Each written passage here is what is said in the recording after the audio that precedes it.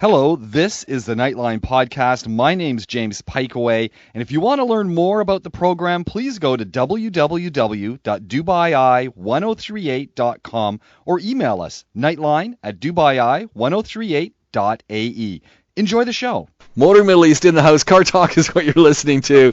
You want to get involved in the conversation, it's really simple. We are talking about cars. And Imthishan, you told me as you came into the studio that you are driving easily your favorite vehicle of all time.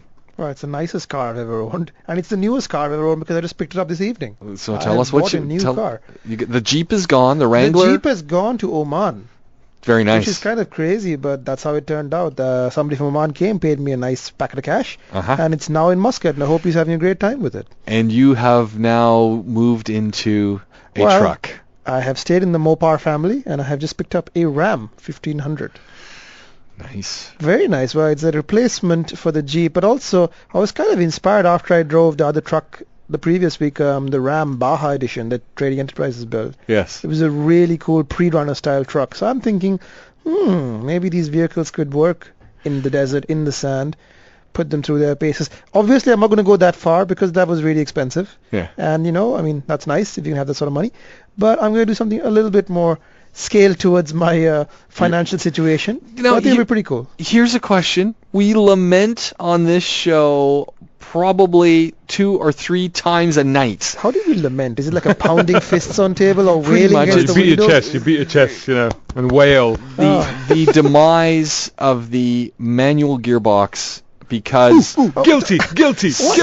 I'm pointing and waving at Imthishan. Yes. Because so many people just go out of their way Sheikh, not to buy... I don't have a car, so it's whatever. The manual transmissions. You were driving a manual transmission. I've been driving one for 8 years, man. And what has happened now?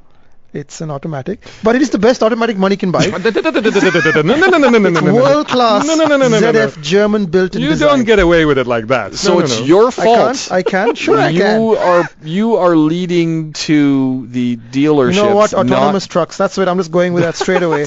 Yeah. But I will say, in my defense, I still own a manual vehicle. Okay. So I'm fine. Just one of each. I still have my DeLorean, which of course is proudly manual and always will be.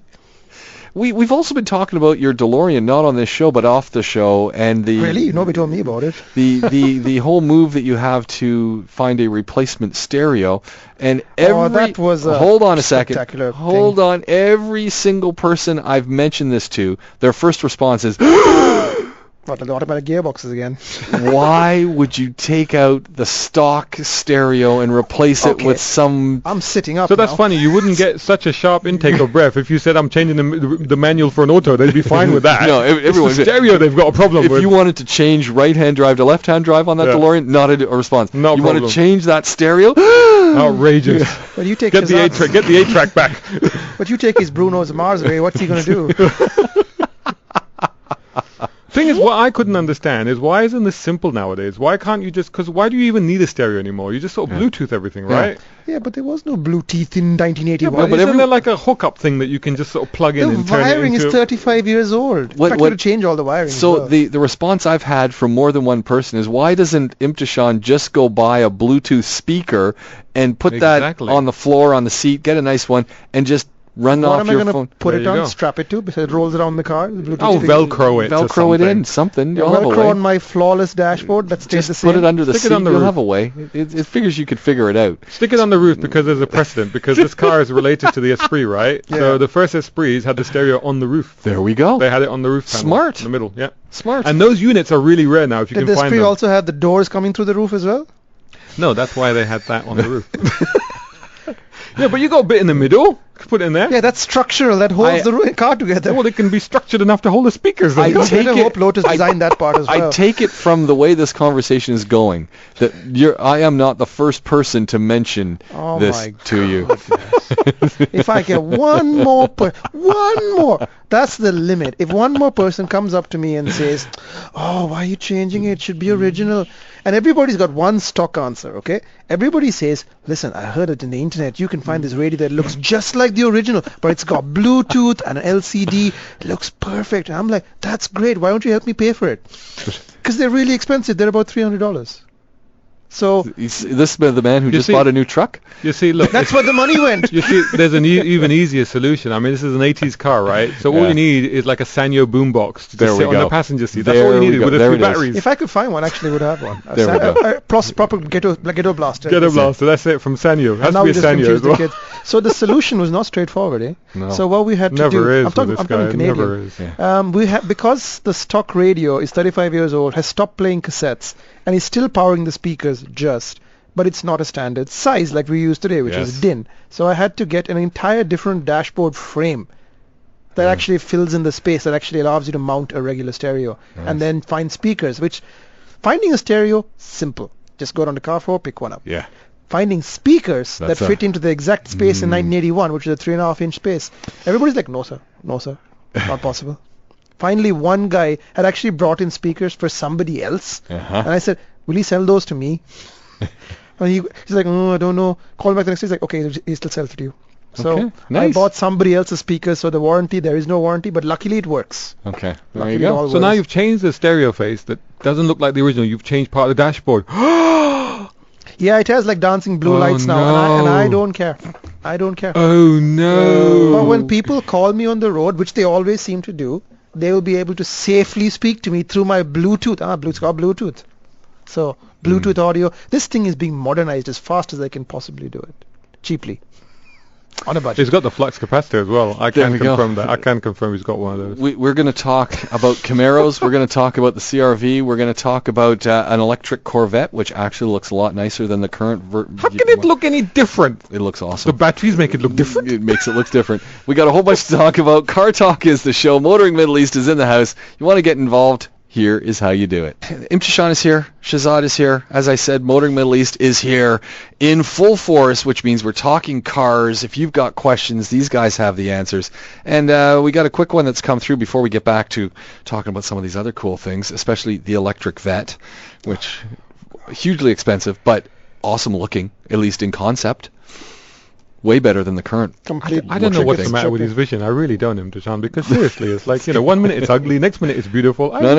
Don't know what's the happened to him, current, the seriously. current, There's no saving the some people. current petrol engine is just, it just doesn't work. Anyway, How did you get here then? The in bus? the Vette, I don't drive a Vette. Is There's nothing wrong with the petrol engine in the Vette. no, It's the incredible. look of that vehicle is. But somehow the look transmogrifies when you put an electric motor in it, does it? That's what I was Concept going looks to a lot different. It looks like they've updated the look. No, it's exactly the same. Yeah, whatever you think. Quick question for you, One of us is dudes. The 2015 Lincoln MK T, it's done 7,000 kilometers for.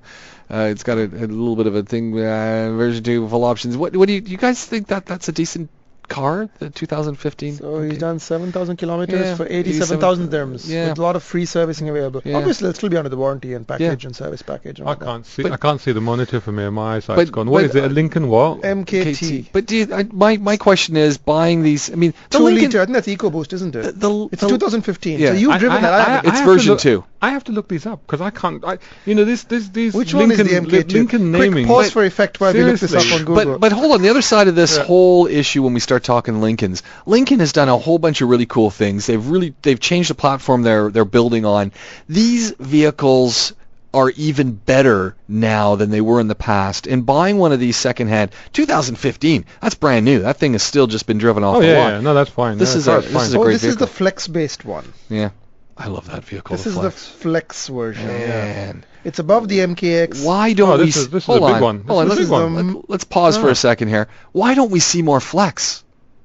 Oh, it's an I MK. don't know, hold you've on, been hold working on. out, you've been it's working out, It's I an don't know. MKZ. Sorry, not an MKT. Oh man, It's the sedan. You see, even the owner doesn't know what the car is anymore. It's because of the Well, nomenclature. my opinion's completely changed now. I still have to Google this even faster. You know, I was I doing have the to- school I pickup, and have there to was admit. a Ford Flex sitting there, and I just parked right in front of it and just looked at it for 30 You know what? minutes. Sorry, a quick sidebar. This is all going to be solved. This entire problem the moment the Continental comes out, because they're going back to names. Whoa! When are they bringing out the Continental? I think next year. Lincoln Continental. Continental's br- coming back. Are they bringing a town car back too? Let's not ask for miracles here. We just got the Continental. Wow. Are they going to One at a time. Are they going to put the little rounded boot thing? No. Like the 1985. But it's going to look really good. Really. Anyway, Okay. back to the problem. Yeah. So an MKZ 2015. Isn't this- MKZ. That's a Ford Fusion. Yes, it's nice. Yeah. Very nice. I like that. Finally, we worked out what it is. Yeah, I figured it out. I figured it out now. I know what it I'll is. tell you what, the EcoBoost, right? That's the one to get, and for Yeah. 87,000 dirhams. That's Which a one's he scream. For 2015, 87,000 dirhams, 7K It on doesn't the say clock. what. It's a 2-liter. EcoBoost. Yeah. He said Yeah, EcoBoost. yeah. That's a good one. That's a good one. Yeah. There we Well go. done. Sounds good. Okay. Good car. Enjoyed that. But also rarity value. You're probably the only person in your neighborhood with one of those. So There you go. Exclusivity. Now, Justin is looking for a second-hand performance car. Which of the three would you prefer? The Mercedes C63, the Audi S4, or a BMW M3? I'll go for the C63. Thank you very much. Ooh, C63, Yeah. S4. Because the S4, like, if you're going S4, if you're going to talk about C63, then Hold you on. need The you M3? The no, M3. Let's leave the M3 aside for a minute. If you're going C63, then really you need the RS4.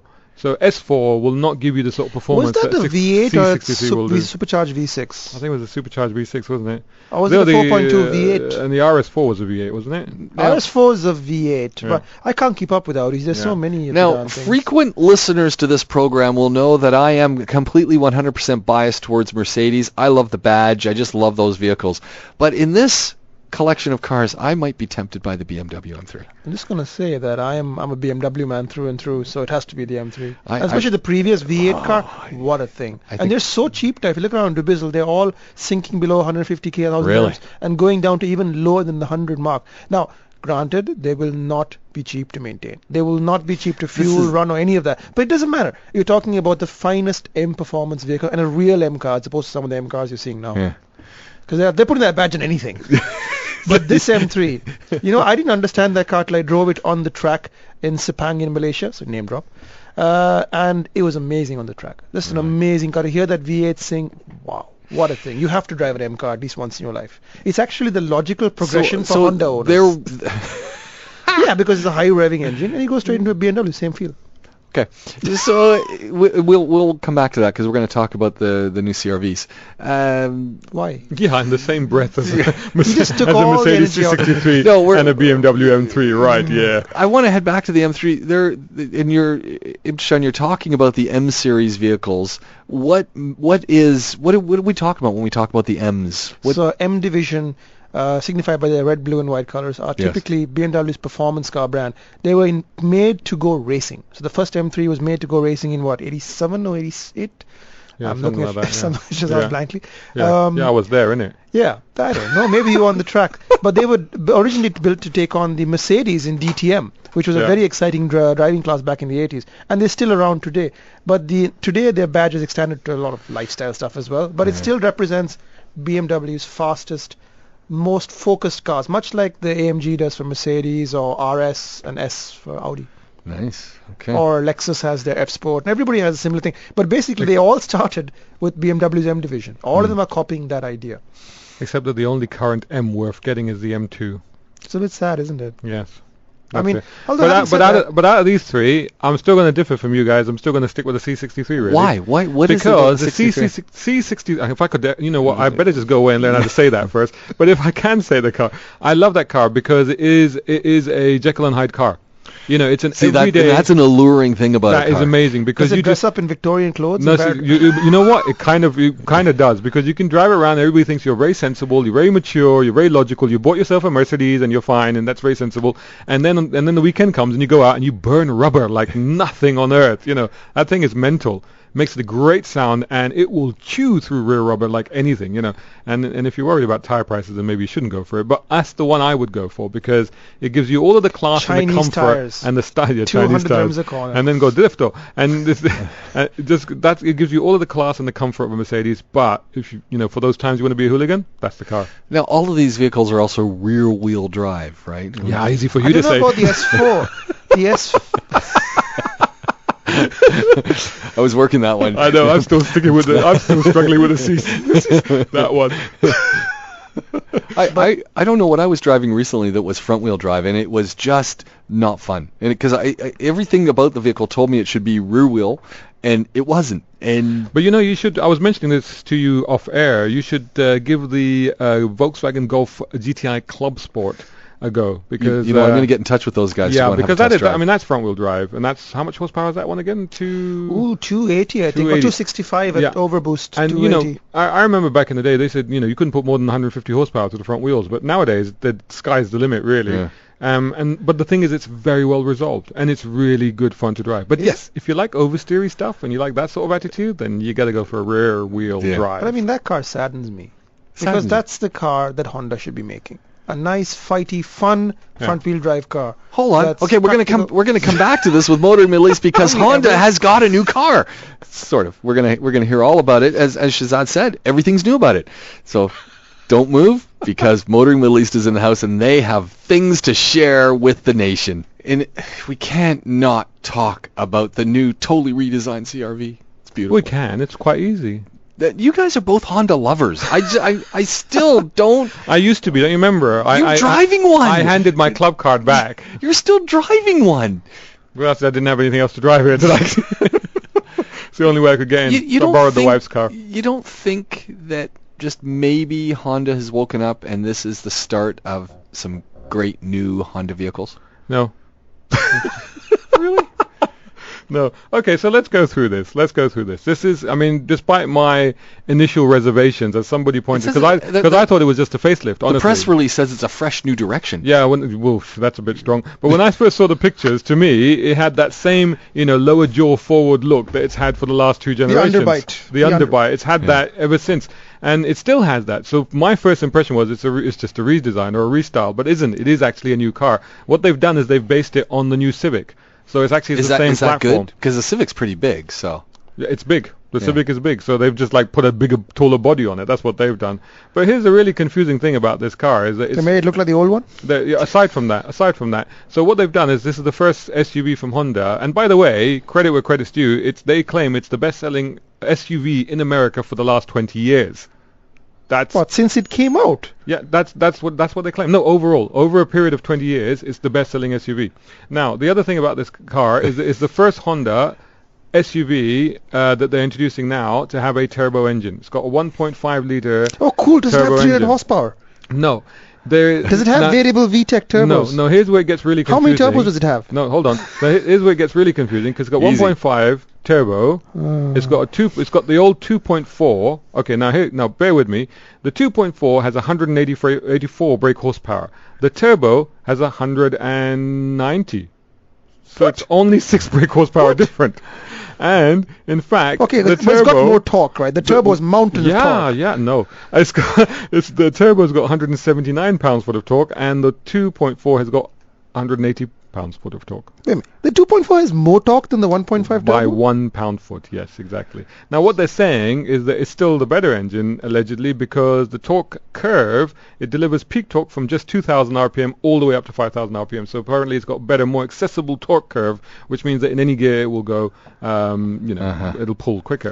This sounds like a mistake on their part. I mean, all due respect to the folks over at Honda, it doesn't sound like they were thinking this one through. No, it'd leave everybody confused. They're like, well, which one should I get? Which one's better? I don't understand. They're the same. Well, I imagine but this is a smaller number and this is a bigger number. CO2 emissions, obviously the 1.5 turbo will be better on the standardized cycle. Which they'll have all of that sorted. Plus, it's got all of the latest, driver's aids. They're packing the electronics in this car. They're taking it upmarket. The interior is supposedly more upmarket. It's bigger. The wheelbase is actually slightly longer. There's more space in it. There's more comfort in it. So they're definitely taking it upmarket. It's got the fresh interior as well. It actually looks quite expensive inside. They're distancing themselves from their obvious Korean rivals, which are taking so much of their market share right now. So but in terms of showroom appeal, I think this is going to be a very appealing prospect. When you walk in, you're going to look at all the toys and the comfort levels, and you're going to go, that's really nice. In terms of us as old school Honda fans who used to be at the cutting edge of engineering and development, and including styling to an extent, we're left a bit cold by this car. Because are you feeling even a bit cut to the quick? I'll cut them in a minute. That's what I'm doing. Go down to Honda Middle East and cut all their tires. Yeah, but it's easy. It's a bit drastic. These are the opinions of Shahzad. Yes, not mine. or necessarily Motoring Middle East. So, But no, I think he's absolutely right. I think it's very confusing. I think will be a good car. And I it think undoubtedly will be a good car. But because- is and they it have a to get Honda? it Is is. it a You know what it Honda? is? It is the modern day Toyota Cressida. Yeah. It is the family wagon that gets you to school, gets you to the beach, gets you to Fujairah. You know, I don't know, because the Cressida was a fun car to check around. It was rear-wheel drive. It's the modern day Toyota Cressida. I remember driving Cressidas back in the day. We do not again endorse his behavior or comments or And they had chucking what was Cressidas what, around. what was the frameless door one Cressida? What was a GTX they called out here? Yeah, it was so It had a cool. digital dashboard. How did we deviate from CRVs to Because Cressidas? they're automatically more interesting. But Now, hold on a second. If we're talking about the CRV and we're maybe someone's thinking, hey, this might be of interest. Would a Ford Edge maybe be something? same class, slightly more powerful car because now it comes with the 2-liter EcoBoost engine, which does about 250, 260 horsepower. But the price is right in there because I think the local dealer Altair is doing it for 115 right now. Yeah, price will be crucial in CRV. So of that'll course, be we have. top end CRV versus We have no idea what the CRV Bigger car, price though. will be at this stage because the car obviously has literally just been revealed, and Right. probably it'll come here early next year, I should imagine. The Ford Edge, by the way, I'm getting in a week or two. So You want to know what my favorite feature is? Not having not driven it, but just reading about it. The active noise control. What is? Does it tell your kids to shush? Yeah, it But does. active noise control is something that's been, was developed by Lotus, in fact, if I may say so. It was. I was waiting to see It how was. long that could get worked in here. It was. In what way did It Lotus was. design No, that? they designed it and they tested it on an Esprit. It was Is on it an the Esprit. same one that went underwater? Yeah, exactly. They had an Esprit testbed for all of these technologies. Lotus actually is behind a lot Was of just technologies. one car they had to try everything on? Yeah, they did. I even had a name. I can't remember the name was. I'll look it up later. Probably Sid or something like that. But anyway, so this technology is basically, it's now actually available in a lot of cars because all it is a noise cancelling. It just, counterwaves, the sound emitted from wherever. So it's not really very complicated. It's just very clever that it works and it does very well. But a lot of cars do actually have that. So it's not like, and a lot of cars are now even piping engine noises through the speakers. So it's Actually, they all do. All performance cars kind of come as standard now with some sort of piped in engine noise, except the Americans because they don't need to, because their No. cars are awesome. No. And Mercedes, who doesn't care? I for the first time I heard a brand new 2017 Camaro SS. And It's awesome. Absolutely It has amazing. a 3-stage exhaust because it has a stealth mode, it has a tour mode for driving around, it has a sport mode and a track mode, and they're increasingly more hooligan-y. Yeah. The exhaust. You put it all the way up into track for both settings, and it's just like, it just even on startup, it sounds magnificent. It's incredible. Yeah. and it goes. Proper movie It's soundtrack. so fast. I think it feels about as fast as a ZL1. No, I think it is as fast as ZL1. I think it actually is as fast as So the how old fast will ZL1 because it's ZL1 smaller and be? lighter than the new one. you guys have been driving around a little bit in the In Camaro. some Camaros, yeah. We're Yeah. doing a special project on the Camaros, so stay tuned to Motoring Middle East. But it's going to be a series of videos which are going to be quite fun. Hopefully people will enjoy them. But stay Well, tuned. we had a chance to drive a lot of Camaros, and we have to say the evolution of these muscle cars is really interesting to watch. I actually had opportunity about last year, I think July last year, to drive 7 generations of Chevrolet Corvette. Wow. From the 50s down to the 2000s, and that is one of those once-in-a-lifetime chances to compare and contrast cars through the decades. And boy, you really realize quickly how bad things were in the old days. Because the 50s Corvette, beautiful thing to look at, probably the most beautiful car there, drives awful, just awful, slow. It's got a 2-speed gearbox. It's got what they call a blue flame 6-cylinder engine. It's not quick. Yeah. It doesn't steer. It Look doesn't nice, stop. though. Oh man, you'd look so cool in it. You'd look so cool in the 50s. That's what it's for. It's for posing. Yeah. It wasn't until the 60s that things got serious, and that was actually my favorite, the C2 Corvette. Lovely car. Real, how do I sound kind of misogynist? It's kind of a manly car. It's a brute, so you have to really throw it around. You can't be gentle with it. But once you realize that, amazing vehicle. And then you get to the 70s and it all goes wrong. It's all just medallion man, it's all just lounging in the car. Not particularly great to drive, just feels old. Yeah. It got a bit better in the 80s. Lots of digital stuff happening. Yeah. Lots of. I like the 80s shape. I thought that Yeah. Yeah, I mean, who That's doesn't kinda love cool. the A-Team Corvette? Yeah. But it's not a great car to drive. But it is kind of more modern. It feels like a modern car, but it's not particularly interesting. The 90s, whoa, C5 Corvette, great car. That's and my they favorite. get better and better That and is better. my favorite. I like the C5 body styling. I think the present Corvette, the technology is through the roof. I just don't like the way it looks. Well, then you love Unless the C5. it's got an electric motor in it. No, put the electric Segway. Somehow motor it in. looks better. Segway, electric motor. What is up with that Corvette? So it's a company called Genovation. So it's not. Excuse This is me? not from. Yeah, this is not from Chevrolet themselves. This is another company, and what they've done. And what they've done is they've put an electric motor in this, and in addition to that, they've put a rather expensive price tag on it as well. Would you care to hear what it is? Yeah. $200,000. Stop and take a breath. $750,000. Yes, you heard that What? right. Yes. Buy a Hellcat and a Tesla. Even here, import the Tesla. So for that money, what you get is, what's it called? 44 kilowatt battery, electric motors that produce more than 660 horsepower and 600 pound-foot of torque. And they say you can do 205 miles per hour, which is about 330 kilometers per For hour. how long? Yeah, interesting, because its total range is about 130 miles. I'd have to work out what that is in kilometers, but that certainly is not the range it would do if you were doing it at 330 Although, kilometers to per be hour. fair, you couldn't really do a sustained 330 kilometers per hour in too many places, could you? No, not the really. range- But the motor would. Yeah. I mean, it's The only has electric one motor moving would, yeah. part, so yeah. I mean, I think it's kind of a cool as a science project, but Yeah. why would you buy one? How does it not break the rear axle? That's what I want to know. Well, Amount of beefed up torque rear this axle. puts out, yeah. Imagine the pretty beefed up rear axles.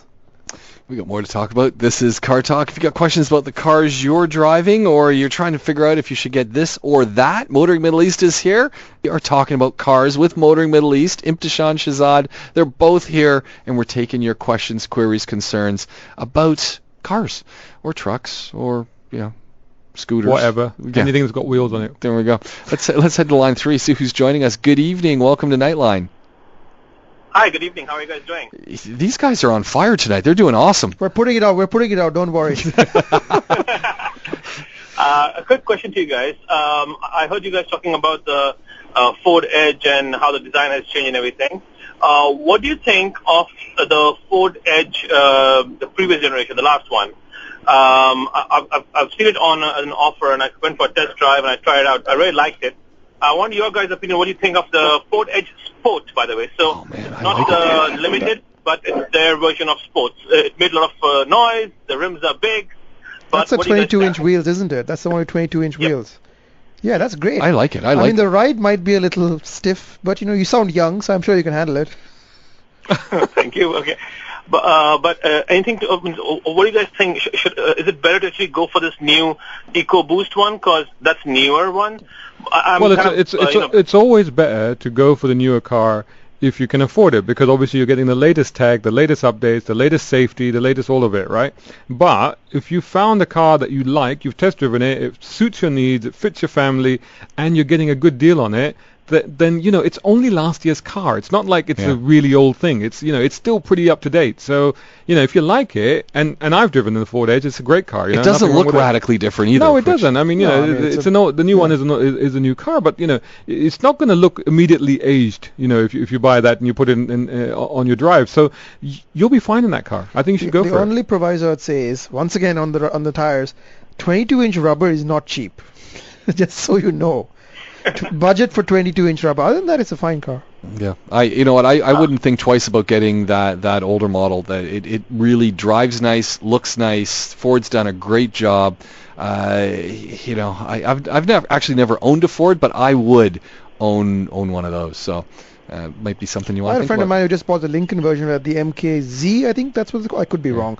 The MKX, which is the Lincoln version, and he was blown away by the amount of tech and stuff. He got heated and cooled seats, radar, that. It had a 3.7 V6, 20-inch wheels, and he's overjoyed with it. So I think you're going to have a good time with that The car. only thing, just remember, as Imthishan said, tires for that thing are not going to be cheap. So just beware. And don't get cheap tires. Yeah, there we go. That's fair. That's fair. Thank you so much, guys. Hey, Appreciate that. let us know how you make out when you get that thing. Send us a picture so we can see you with it.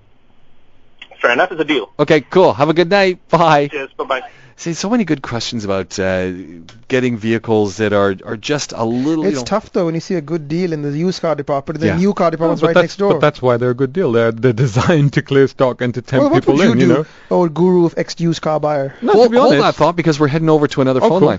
line. Good evening. Welcome to Nightline. Hi, good evening. Hey, it's great to have you. Thank you very much for holding. How can we help you? Great. I'd like to inquire about the Chinese cars. Well, a lot of these cars are greatly designed, and for example, the Geely Emerald. This is a really nice design car, but I'd like to inquire about the reliability.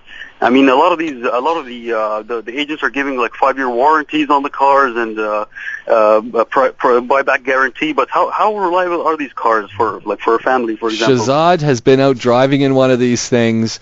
Tell us what you Our think. Chinese car expert. Yes. I wouldn't go that far. I drove one of them, and that was under protest after many, many years. But I was impressed. Maybe impressed is a strong word. I was not as disappointed as I was expecting to be. It was actually quite good. It was good in terms of the comfort, the kit, the value proposition, and basically as an all-round car. It was a Changan CS75. The review is on motoringme.com and on Motoring Middle East on YouTube. You can go check it out. Now, in terms of what you're saying specifically regarding the quality and the reliability, now this is a big difference for me because 6 years ago when the first time I looked at possibly testing a Chinese car, I was so appalled by the build quality that I actually closed the door and walked away. And I quite expected me to close the door and hear the thing just crumble apart behind me because that's the level of quality and fit and finish that it had. Now, today's car, I have to say, it was far, far improved. Now, we're still talking cheap plastics and not perfect fit and not perfectly lined up, but, you know, it did all feel screwed together. There were no rattles, there were no shakes, so it was generally very, very good. How that will play out over the course of a few thousand kilometers and a year or two, I can't rightly promise you, but it comes with a warranty. As our listener is saying, and as you've just said, you get the warranties. Yeah. They're standing behind the product. But what I will say is that I would have said before, in the older ones, that there would have been so many niggly little faults with the car because of the poor build quality that it would have been an annoyance, even with a warranty. I don't think that would be the case now, but again, I can't promise that. One of the things that I constantly think of as we talk about the quality of build of these new Chinese vehicles that are flooding our markets now is where are our favorite mobile phones made? Yeah, in China. They're all made in China. These guys are masters of putting together high-end products. Now again, the people that dropped this car, they dropped an information sheet about the company, Changan, and it was a company that I didn't know much about, but in there it was like, you know, they had 50, 60 years of building cars. They'd had joint ventures with Ford and with Mazda and with Peugeot Citroën. So they actually have had a lot of experience building cars. What they've done now is they've branched out and they're building their own, and I think that's what you're finding in China. They've already learned how to do it. Yeah. And now they're getting to the stage where they're confident enough to apply what they've learned to their own cars. And I think one of the things you mentioned, Shahzad, as I was walking around that car, is we were comparing it to almost literally going back to some of the Hyundai products. So we're talking 90s Hyundai Pony, the Hyundai Stellar, and you were saying the product that you were driving was not nearly as far back in evolution as some of those original Korean products. But don't forget, you see, because they benefit from the industry.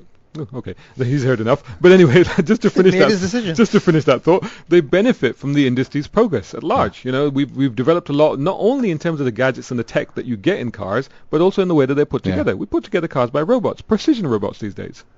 Well, let's move on because and when we start talking about Chinese cars, MG is made in China. They've got a really nice looking build quality. Well, a lot of these BMW, Volkswagen, a lot of these people have plants in China. So it becomes an interesting question. Really, we got four. We're gonna fire through really quick here for us. It says thinking about buying a Challenger Hellcat. Thoughts? Go for it. Absolutely. Duh. Yes, and more yes. Heck yeah. Yeah. The only unqualified, everybody should get one car in the world. You gotta own that once. Love it to death. Bring a petrol tanker. Sad Zafar says, I went from a Lincoln MKX to the Dodge Durango. I felt the drive engine was fantastic. What do you guys think about the Durango? I agree with him. Go for it. Absolutely. Well done. Good move. Great car. You get black on black wheels. I saw one the other day. It looks amazing. What do you guys think about the new Lexus LX 570?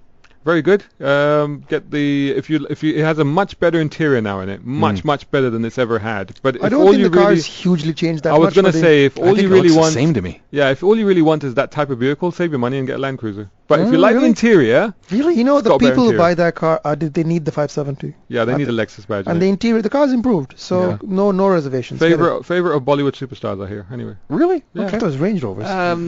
if they haven't quite made that Shah Rukh Khan level, you know. Starlets as opposed to stars. Taleb's come through and says, have you guys heard about the Bronco coming back? The Yes, Ford we have. Bronco. When will it hit our market? I don't know. Ask Donald Trump. I think he knows all about it. I think Didn't he accidentally reveal it? Or something? yeah, he's not making it. But the Bronco is coming back attached to the Ranger. However, I don't think people should be that excited because if it's built in the same line as the Ranger, it's going to be like the Ranger. I think it's going to be the Ford Everest. Yeah, but the range is great. Yeah, but people are expecting this tire-smoking V8, and the Bronco/Ranger is more of like a nice, really solid pickup Yeah. truck-based vehicle. So it's not going to be a Bronco sort of on an expedition body. It'll be a modern-style Bronco, so I think people should tamp their expectations down. It'll be good, but it won't be like this big V8 monster, you know. So is this going back to the late 80s, early 90s kind of, now different car company, but going back to the Jimmy and all that kind of No, stuff? it's going to be bigger than that. It's Bigger, going to be okay. bigger than that. So Okay. it's more like, you know what, a perfect car to compare it to. Remember the Blazer? Yes. That's what it's like. Because that was a V6 as well. So that's the kind of Blazer style car. I really like the Jimmy Blazer. I had a lot of fun in that car. Yeah. It was Was great. it Jimmy Blazer? Yeah, the Jimmy. But Why you know, was- I have to say, I'm looking forward to the Bronco because from the sketches and looks that I've seen, the styling appearances that I've seen, it really appeals. You know, it's got big, boxy, blunt Yeah. Those look are to it, fake. classical. I know. But if that's the route, that's Well, why I they said. fooled him. That's why I said from what I've seen, if they're going down that route, I'm looking forward to it because I think it could be really But they're cool. not. The Ranger is quite long and narrow. Yeah, if it's just a Ranger with a saloon body on it, then you know. I maintain it's going to be the Ford Everest. Because Okay. you can see the Ford Everest, Google it, and that's a quite nice looking car. We'll pick up this conversation next week. Motoring Middle East is where you can find these guys. MotoringME.com. There's reviews and much, much more. Go to the social media, Facebook and beyond, the YouTube channel. There's videos. It really, truly is information and entertainment all put into one package. The ultimate, I repeat, the ultimate automotive tool for those of you looking to buy or get informed about vehicles right here in the Middle East. These two guys are responsible for that. And that's Imthishan and Shahzad from Motoring Middle East. I'm going to quote you on the back page now. Yeah, It's and great. you join us every week and you take calls. So you know what, folks, this is where you want to be every Monday from 9 to 10 right here at Cartalk. Gentlemen, we'll talk to you again next week. Thanks a lot.